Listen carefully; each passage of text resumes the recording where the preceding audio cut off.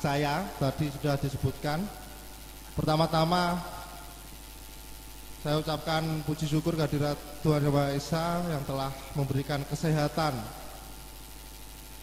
agar kita senantiasa melakukan aktivitas kegiatan melalui hal-hal kebaikan, melestarikan kebudayaan sampai saat ini. Kemudian yang terhormat Bapak Sujarwo selaku Kepala Desa Dasun, kemudian Mas atau Bapak ini, Mas Irfan Afifi yang jauh-jauh datang dari Yogyakarta demi mengikuti acara Sarasehan dengan tema pemajuan kebudayaan Desa Pesisir Jawa. Mungkin untuk mengawali bahwasanya pemuda atau masyarakat saat ini memandang bahwa kebudayaan itu hanya dalam arti sempit dalam hal sebuah seni dan lukisan atau karya sastra. Padahal budaya secara tidak langsung adalah interaksi antara manusia dengan alam. Dengan adanya interaksi manusia dan dengan alam tersebut muncullah suatu kebudayaan. Mulai dari ritus, bahasa, teknologi tradisional, pengetahuan, manuskrip, permainan tradisional, olahraga tradisional dan lain sebagainya. Mungkin saya di sini mewakili sebagai pemuda Desa Dasun sekaligus pendamping dalam program pemajuan kebudayaan Desa Dasun yang telah diluncurkan dari Kemendikbudristek. Untuk SK kemajuan Desa Pemajuan Kebudayaan ini muncul pada bulan Mei tahun 2021 sekitar 356 desa dari seluruh Indonesia yang terpilih dalam program pemajuan kebudayaan. Dalam program pemajuan kebudayaan kali ini terdapat 3 tahapan, yaitu temu kenali, pengembangan, dan pemanfaatan, yaitu puncak acara pada hari ini. Berawal dari tadi adalah kebudayaan adalah interaksi antara manusia dengan alam. Jadi saya menjadi lebih semangat bahwasanya kita melihat Dasun pada saat ini tidak adanya kesenian yang khas dari Desa Dasun yang dilestarikan oleh warga Dasun. Tapi karena sebuah pandangan yang luas bahwa kebudayaan itu muncul dari interaksi antara manusia dengan alam, saya berupaya untuk mendeskripsikan kebudayaan secara lebih luas. Bahwasanya budaya tidak hanya dalam lingkup kesenian ataupun karya lukis ataupun nyanyian, tapi masih banyak hal lagi yang perlu kita pelajari. Dalam proses identifikasi kali ini mungkin menguras tenaga, pikiran dan waktu. Mulai dari kita setiap malam mendatangi informan dari rumah ke rumah setiap malam. Dalam 1 minggu kurang lebih 2-3 informan didatangi untuk menggali informasi tentang kebudayaan yang ada di Desa Dasun ini. Mulai dari mata pencaharian tradisional, sumber mata air, sandang, kemudian kebutuhan tempat tinggal, permainan tradisional, olahraga tradisional, kemudian bahasa yang merupakan dalam bahasa orang pesisir ini sangat kaya sekali tentang bahasa lokal. Mungkin kita bisa lihat di panggung ini adalah teknologi-teknologi unik yang muncul dari interaksi antara manusia dengan alam. Ketika manusia melihat lautan, mereka akan berpikir, bagaimana kita menangkap ikan di lautan? Oh iya, terbentuklah beranjang, kemudian terbentuklah bangrak, terbentuklah waring, di mana teknologi-teknologi tersebut merupakan teknologi yang sangat ramah lingkungan dan menjamin keberlanjutan sumber daya alam yang kita miliki. saya jadi ingat bahwasanya zaman sekarang, apakah pendidikan yang dilakukan oleh anak-anak muda di sekolah formal itu ada yang lebih tinggi daripada nelayan dan petani. Tapi mereka harus malu bahwasanya para nelayan, petani tidak perlu sekolah untuk mengetahui kapan dia harus menangkap ikan, kapan dia bisa melaut tanpa menggunakan kompas, kapan dia akan bercocok tanam, kapan dia akan menebar badeng, kapan dia akan melakukan produksi garam. Mereka tidak perlu bersekolah, mereka hanya perlu mengamati, meresapi bagaimana mereka bisa berinteraksi dan memanfaatkan alam ini tanpa merusak ekosistem yang ada. Seharusnya para pemuda yang telah, mungkin ini produk dari penjajahan juga ya, masuk di Indonesia, bahwasanya kita harus berseragam rapi, pakai dasi, pakai topi, berangkat pagi. Tapi itu tidak apa-apa karena itu merupakan aturan yang perlu kita lakukan di negara ini. Tapi kita harus memperhatikan bahwa budaya kita yang ada di desa merupakan jati diri sebuah bangsa. Jika budaya ini tergeser oleh kuasa atau tergeser oleh budaya-budaya luar akibat dari globalisasi, di mana jati diri kita sebagai bangsa Indonesia ini?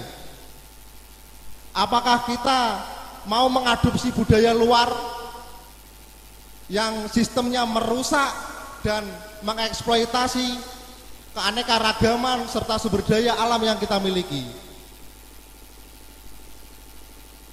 Mungkin harus kali ini kita berbondong-bondong, baik pemuda, masyarakat, marilah kita mengidentifikasi, mengembalikan jati diri kita sebagai bangsa Indonesia, sebagai bangsa pesisir yang kuat mentalnya mengarungi samudra untuk melawan budaya-budaya luar yang telah merongrong jati diri sebuah bangsa ini.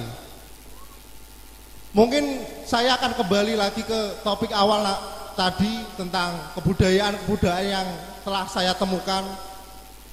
Seperti halnya kita mulai dari mata pencaharian.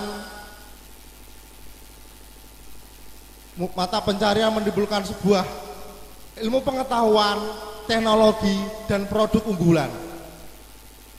Ilmu pengetahuan, mereka mengetahui kapan mereka akan melaut, kapan mereka akan bertani, kapan mereka akan menebar bibit badeng, kapan mereka akan memproduksi garam. Dari ilmu pengetahuan itulah mereka akan menciptakan sebuah teknologi yang unik, teknologi yang tradisional.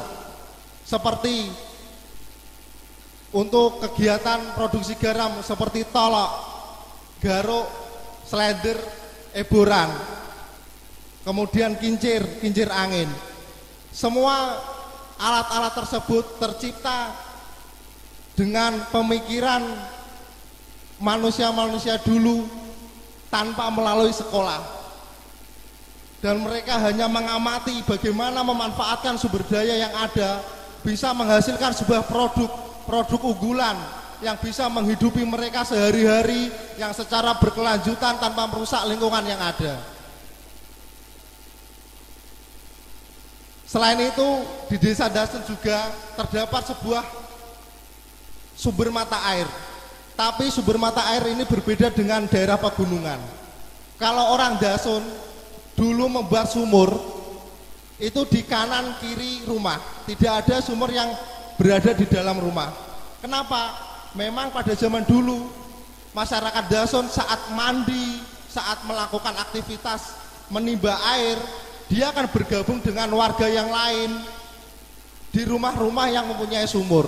Artinya pada zaman dulu mereka sudah berinteraksi, bermasyarakat, bergotong royong, saling membantu. Dan uniknya lagi, ilmu pengetahuan yang ditemukan dari bagaimana mengolah air sumur yang asin ini menjadi air ontong atau air payau. Mereka menggunakan kapur dan karang untuk menetralisir kadar air garam Ini kan suatu hal yang unik.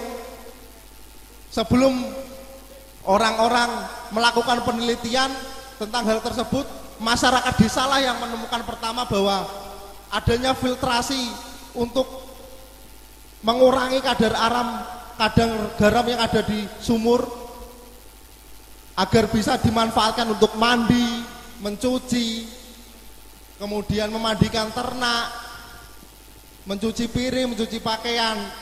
Itu adalah sebuah hal yang sangat luar biasa yang patut kita banggakan.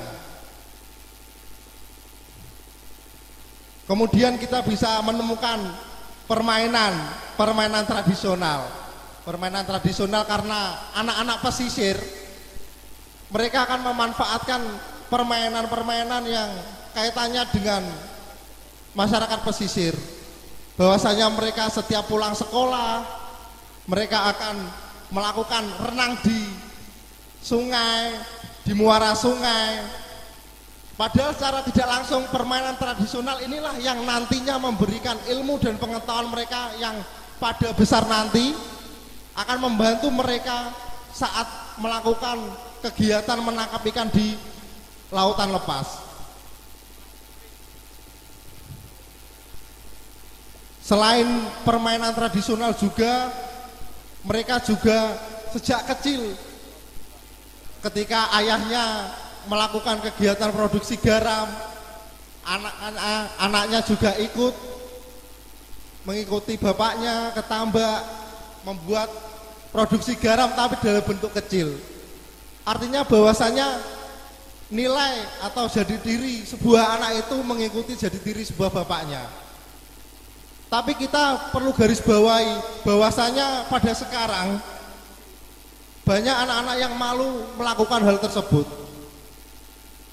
Jujur saja di desa Dasun ini usia sekitar umur 22 sampai 25 tahun seperti saya saat ini, apakah ada yang melakukan kegiatan memproduksi garam di tambak secara tradisional? Padahal secara pendidikan, mohon maaf saya juga melakukan pendidikan S1. Tapi saya tidak malu melakukan kegiatan kebudayaan, melakukan produksi garam, membantu keluarga, perekonomian. Dan itu dan saya bangga melakukan hal tersebut. Bahwasanya siapa yang melakukan nanti kalau bukan kita? Kalau tidak ada regenerasi, ketika orang-orang tua kita sudah sepuh, siapa yang melanjutkan? Apakah mesin yang melanjutkan dengan cara eksploitasi yang berlebihan? Apakah itu menjamin keberlanjutan sumber daya yang kita miliki untuk saat ini? Selain itu, kita harus mengerti bahwasanya kita jangan menilai diri kita lebih tinggi daripada nelayan, daripada petambak yang tidak berpendidikan secara formal. Bahwasanya merekalah yang menjadi fondasi awal terbentuknya sebuah negara. Kalau tidak ada desa, orang-orang kota mau makan apa? Garam, padi, ikan munculnya dari desa. Kita harus bangga menjadi orang desa yang memiliki sumber daya alam yang melimpah dan menangkap, memanfaatkan dengan teknik tradisional dan mampu memberikan kemanfaatan, keberlangsungan hidup secara berkelanjutan. Dan kita bisa amati pada era saat ini seperti COVID yang melanda pada saat ini. Mata pencarian apa yang lebih kuat pada saat pandemi saat ini? Apakah kerja yang ada di pabrik ataupun kerja yang menggunakan mesin, ataukah pekerjaan yang tradisional seperti nelayan, petani kabak, budidaya bandeng, apakah mereka lebih kuat daripada pekerjaan-pekerjaan yang berada di kota? Pada saat pandemi saat ini mereka tetap melakukan kegiatan tanpa adanya gangguan virus COVID ini. Tapi mereka-mereka yang ada di kota mereka akan merasa terhambat pekerjaannya, distribusinya, karena gangguan transportasi, administrasi, dan lain sebagainya. Namun warga desa lebih kuat menanggapi gejolak-gejolak sosial, masalah-masalah yang timbul di dalam masyarakat kali ini. Mungkin pesan saya bagi anak-anak muda, marilah kita bangga tentang budaya yang kita miliki, bangga tentang keanekaragaman yang desa miliki, yang kita bisa manfaatkan, yang memberikan manfaat bagi warga banyak. Dan saya sedikit protes bahwasanya warga desa harus studi banding ke kota. Tapi saya ingin bagaimana orang kota studi banding ke desa, bagaimana pengolahan sumber daya alam secara tradisional dan keberlanjutan ini mampu memberikan perubahan-perubahan secara mendasar bagi pemikiran-pemikiran yang lain. Mungkin itu dari saya, kalau dilanjutkan ini sampai 1-2 jam lagi karena masih ada narasumber yang lain. Terima kasih dari saya. Wassalamualaikum warahmatullahi wabarakatuh.